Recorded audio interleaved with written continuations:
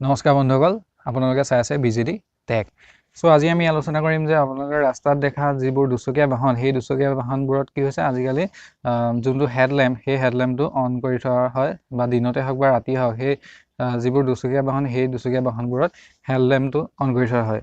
বা এই হেডলেম্পটো কিয় অন কৰি ৰখা হয় বা এইটো এটা নতুন ষ্টাইল নে বা এইটো এটা নতুন ৰুল নি, বলক এই ভিডিঅ'টোত আমি গোটেই কথাখিনি পাতিম।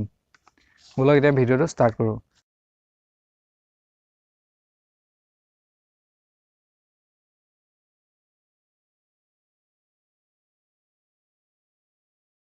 ফাৰ্ষ্টে চাওক, আপুনি এইটো হৈছে এটা ভাৰত চৰকাৰে উলিওৱা ৰুল ছিষ্টেম, যিটো আমি ASO নামেৰে জনা যায়।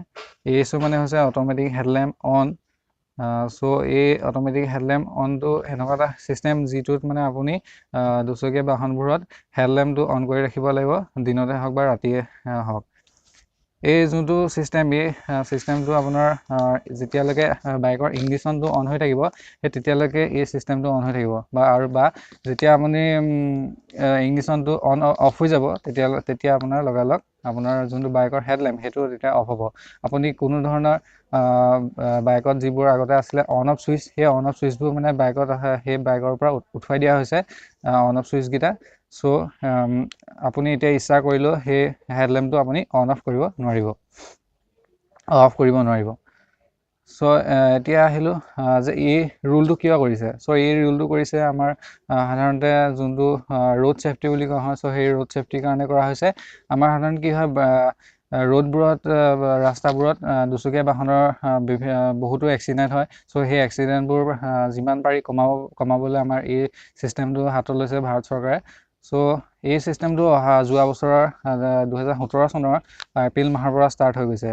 আৰু এতিয়া আমি চাম যে এই ছিষ্টেমটো কোনবোৰ বাইকত মানে এইটো আৰম্ভ কৰা হৈছে।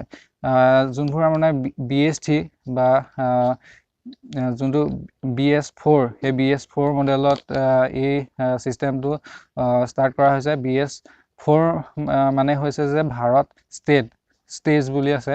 চ' ভাৰত ষ্টেজ মানে হৈছে এটা চেণ্ট্ৰেল পলিউশ্যন কণ্ট্ৰল বৰ্ডে এটা নাম দিছে BS4 বুলি।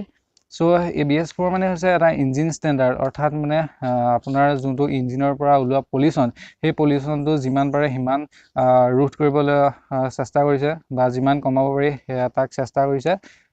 এই গোটেই BS4 মডেলটো আচলতে সেই এটা যোনটো পলিউশ্যন কণ্ট্ৰল, সেইটোৰ ওপৰতে নিৰ্ভৰ কৰি উলিওৱা হৈছে। গতিকেলৈ আগৰ আমাৰ যিবিলাক মডেলৰ বাইক আছিলে, সেইবোৰ হৈছে BS3 মডেলৰ বাইক। সেইবোৰত কিন্তু এই যোনটো অট'মেটিক হেডলেম্প অন, সেই ব্যৱস্থাটো এতিয়া কৰা হোৱা নাই। হয়তো পিছত ভৱিষ্যতে এইটোৰ বিষয়ে চৰকাৰে আলোচনা কৰিব পাৰে, কিন্তু এতিয়া সেই BS3 মডেলৰ কাৰণে কোনো ধৰণৰ তেনেকুৱা যোনটো ৰুল, সেই ৰুলটো ওলোৱা নাই। তো এতিয়া আহিলোঁ যে আপুনি এই যোনটো ছিষ্টেম, সেই ছিষ্টেমটো আপুনি যদি বাইকৰ পৰা উঠুৱাই দিয়ে, সেই উঠুৱাই দিলে আপোনাৰ এইটো ইলিগেল হ'বনে বা লিগেল হৈ থাকিব। চ' অভিয়াছলি আপোনালোকে যদি এই ছিষ্টেমটো উঠুৱাই দিয়ে, তেনেহ'লে টেকনিকেলি এটা অপৰাধ বা ইলিগেল হ'ব। চ' গতিকেলৈ আপোনালোকে যিমান পাৰে এই ছিষ্টেমটো আঁতৰাবলৈ চেষ্টা নকৰিব।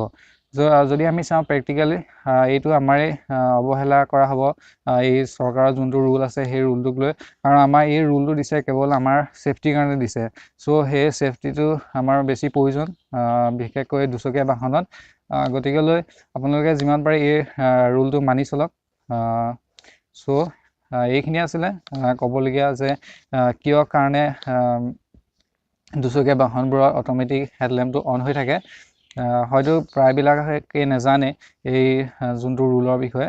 চ' ভিডিঅ'টো ভাল পালে লাইক কৰিব এণ্ড শ্বেয়াৰ কৰিব আৰু মোৰ ইউটিউব চেনেলটো ছাবস্ক্ৰাইব কৰি ল'ব। Thank U.